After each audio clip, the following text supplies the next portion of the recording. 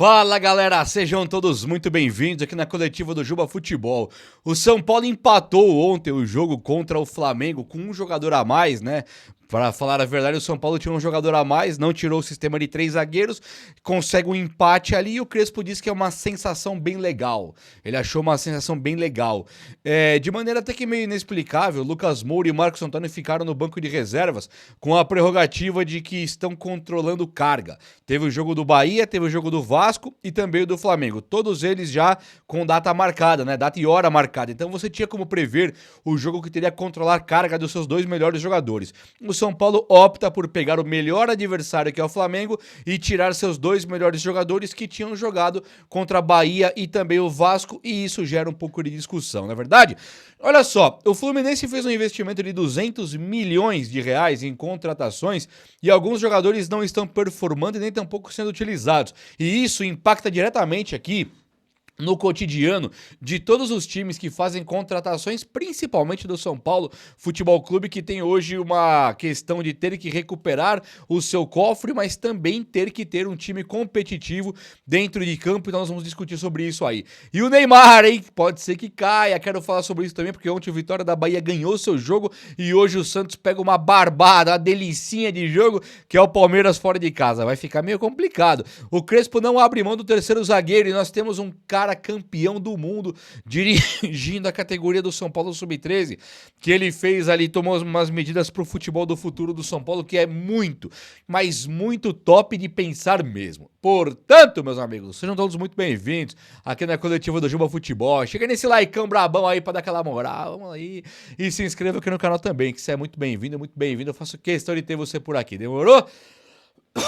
O Adilson, ex-jogador do São Paulo, campeão do mundo, ele é um dos caras que mais jogou os jogos seguidos pelo São Paulo, talvez o recordista da história do São Paulo, e ele é o técnico do Sub-13 do Tricolor. E ele chama a atenção por ele tomar algumas medidas. Ele chega para os jogadores do Sub-13 e fala: está proibido falar palavrão, não pode proferir palavras de baixo calão ali, que ele não permite. Falar aqui você não vai falar palavrão, você vai falar palavrão em outro lugar, aqui não vai falar. E ele também não passa treino tático. Não, tático, desenho tático, 4-3-3, 3-5-2, 4-1-4-1, 3... Isso não tem.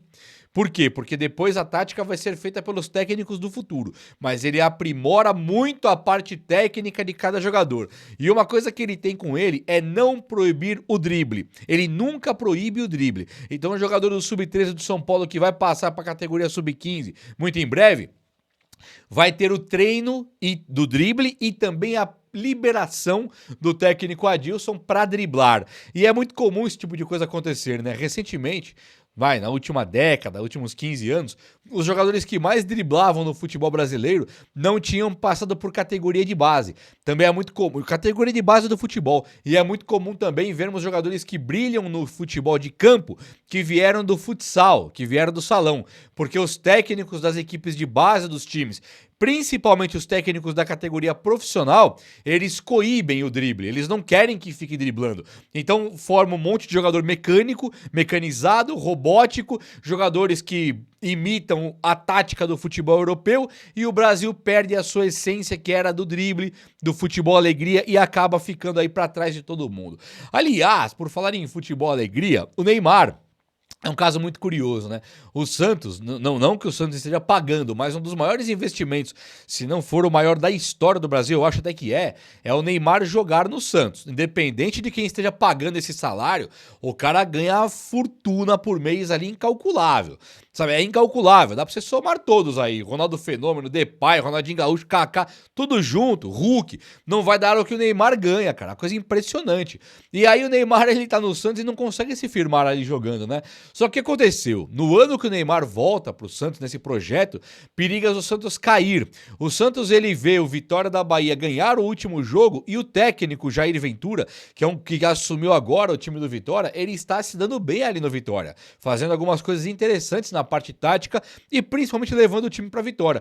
E o Santos, que não se encontra, tá cheio de crise, cheio de problema, caras como Tiquinho Soares, Lautaro Dias, que não estão dando certo, mesmo sendo contratados, e um cara igual o Guilherme, nome, artilheiro do Paulista, deveras, muito ali vaiado pelo torcedor santista, eles estão vendo o time do Santos sucumbir. E agora o Santos pega o Palmeiras hoje, fora de casa, na casa do Palmeiras, onde se o Santos ganhar é um milagre, cara. Dificilmente o Santos vai conseguir ganhar, então o Santos começa a flertar seriamente. Ele tava flertando com o rebaixamento.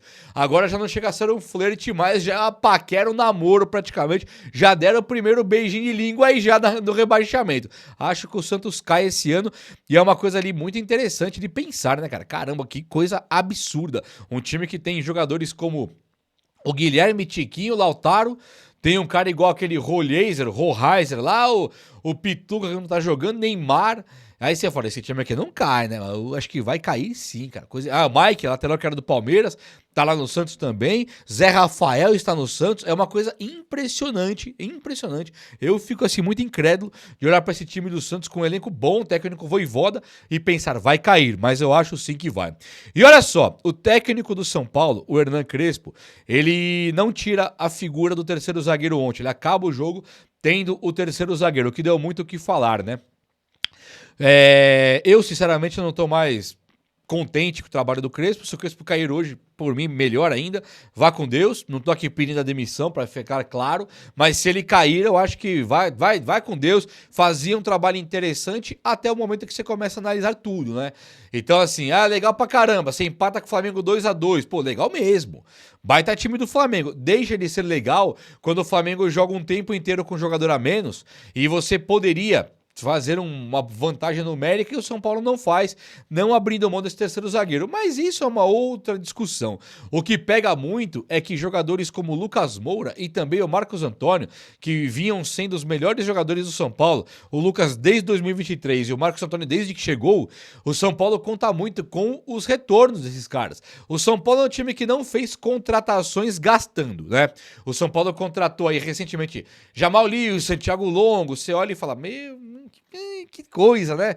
Agora, para essa temporada, o São Paulo trouxe o Oscar. Custa muito, mas não teve custo de compra. Trouxe o Cedric, que tem um custo, mas não teve custo de compra. O São Paulo trouxe aí Dineno, Tapia, que tem custo, mas eles não tiveram custo de compra. O Tapia ainda vai ter, se o São Paulo comprar. Enzo Dias, se o São Paulo comprar. O São Paulo não gastou com ninguém ainda.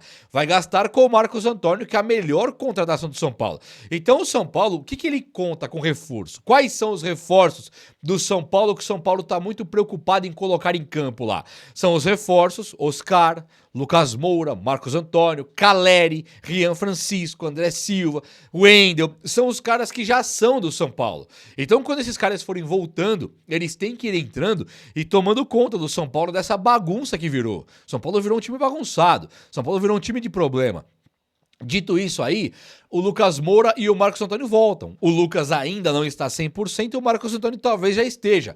E aí o São Paulo coloca os caras para jogar contra o Bahia e também contra o Vasco. E foi top, né? E o São Paulo foi lá e ganhou os dois jogos. Teve gol do Lucas Moura contra o Vasco de pênalti, sabe? É outra liderança, é outro time. O Lucas jogando mesmo mal, ele chama a atenção da marcação, né? Então o Lucas ele abre espaço para caras como o Ferreirinha brilhar, que deu assistência pro Luiz Gustavo contra o Vasco. Agora ele não estava em campo, o Luciano acaba fazendo um gol, beleza? Quando o Lucas entra, tem muito mais holofote virado para ele, sobe espaço para os outros. O Crespo ele simplesmente coloca os dois no banco, no jogo que seria o mais difícil da temporada. Então eu não sei até que ponto isso aí é uma coisa inteligente, é uma coisa pensada. Eu sei que estou falando de um técnico e de um time inteiro, diretoria, técnico, que optaram ontem por colocar um time reserva na Copa do Brasil. Então, qual que é o real planejamento do São Paulo? Nos jogos difíceis ou nos jogos mais importantes, você abre mão? De maneira deliberada, premeditada? Você pensa, Copa do Brasil, Atlético Paranaense, vou pôr o time reserva aqui. Qual que é o sentido de time reserva com o Atlético Paranaense na Copa do Brasil? Né? Qual que é o sentido? Alguém consegue explicar uma coisa dessa? Não dá. E aí agora contra o Flamengo, que é o adversário mais difícil do futebol brasileiro, onde o mando era na Vila Belmiro, mas o mando de jogo é do São Paulo, o São Paulo simplesmente opta por tirar seus dois melhores jogadores, que são Marcos Antônio e Lucas Moura. São coisas muito complicadas de se entender. E o Cedric Soares, ele tá péssimo, hein? Ou um jogadorzinho horroroso. Ele de novo para no gol do Flamengo, ele parou parou contra a LDU no gol do Brian Ramírez, ele para agora no gol do atacante do Flamengo, ele simplesmente não consegue jogar futebol pelo São Paulo. E quando entra o Mike, da equipe de base do Tricolor, que tinha jogado, fez um gol, o Crespo depois do gol do Mike, ele tira o Mike contra o Sport, ele tira o Mike do campo, não coloca mais, raramente via-se o Mike em campo, e aí agora o Mike volta em minutos, pouquíssimos minutos, ele dá uma assistência interessantíssima pro Ferreirinha e acaba configurando aí o empate do São Paulo contra o Flamengo. Mas assim, o Mike poderia ter jogado muito mais, né? O fato é que no próximo jogo o Mike de novo no banco para Cédric Soares, é o mais do mesmo, cansativo, que o São Paulino tem se acostumado a viver aí, e é por isso muito que o São Paulino vai se afastando cada vez mais do time do São Paulo Futebol Clube. Olha só, o Fluminense, ele tá com uma crise enorme lá de de investimento. O Fluminense, ele nesse ano aqui, 2025, ele faz um investimento muito histórico para ele, e isso reboteia aqui no São Paulo também. Eu vou te explicar qual que é o link de conexão. O Fluminense investiu mais de 200 milhões em jogadores, sendo eles a compra do Canóbio, Soteldo, Santi Moreno, Lescano e também o Hércules, né? Ele contratou esses caras. De todos esses, só quem tem jogado é o Canóbio, um pouco, e também o Hércules, um pouco. O Canóbio custou 37 milhões ali pro Fluminense e somente 80% dele, é uma grana. O Soteldo custou 33 milhões, mas o Fluminense só comprou 50%. Então o Soteldo era um jogador, dá pra entender que de 66 milhões e 600, né? Se você pensar o quanto ele custa, a metade dele que é 33, então ele custa 66. É um absurdo pro Soteldo com histórico de lesão e descompromisso em alguns momentos, né? Santi Moreno, 32 milhões, aí tem o Lescano, 29 milhões por 50%, o Santi Moreno 75% e o Hércules 29 milhões, 70%. É uma fortuna. E esses caras não vinham jogando. O Renato Gaúcho foi o técnico que a princípio tirou o Soteldo lá do time do Fluminense e mais esses caras aqui. E agora o Zubeldia, que é o técnico do Fluminense, ele também não consegue colocar os caras. O Fluminense, ele pode ser ultrapassado pelo São Paulo na próxima rodada. O Fluminense joga hoje ainda e o São Paulino tem que secar o Fluminense. Tem que torcer contra. Mas o Fluminense, ele joga na próxima, ele vai jogar agora e depois na próxima rodada, se ele não ganhar hoje ou empatar, o São Paulo pode passar o Fluminense na próxima rodada. E isso é extremamente importante pro torcedor são paulino, porque o Fluminense é o último time, é a última vaga da Libertadores. Quem está pegando é o Fluminense e o São Paulo está logo atrás do Fluminense. Então o São Paulo tem que se preocupar muito em pegar essa vaga aí do Fluminense. É uma coisa também que acho que é importante linkar com o São Paulo, porque o São Paulo já tentou a contratação de caras como Canóbio e Soteldo, não com proposta efetiva, mas na sondagem, olhando ali, né? E aí você pensa, poxa, 200 milhões investidos para apenas dois caras que estão jogando e nenhum dos dois é titular absoluto, é um verdadeiro absurdo, hein? Então a compra, ela tem que ser uma compra mais direcionada, mais inteligente, mais bem pensada. Você não pode arriscar e comprar aos montes, que isso aconteceu com o Fluminense. Foi assim que o São Paulo se endividou. Foi assim que o São Paulo entrou num buraco financeiro imenso. E olhar para um cara igual o Soteldo hoje, cara que eu sempre quis aqui no time de São Paulo, hoje eu olho e penso, rapaz, que ótima notícia que ele não veio pro São Paulo nunca, porque ele poderia ser mais um dos problemas da vida do São Paulo Futebol Clube. É ou não é? O vídeo de hoje foi esse, espero que você tenha gostado. Se você gostou, chega nesse like. Tamo junto, um abraço, meus amigos. Até a próxima, valeu!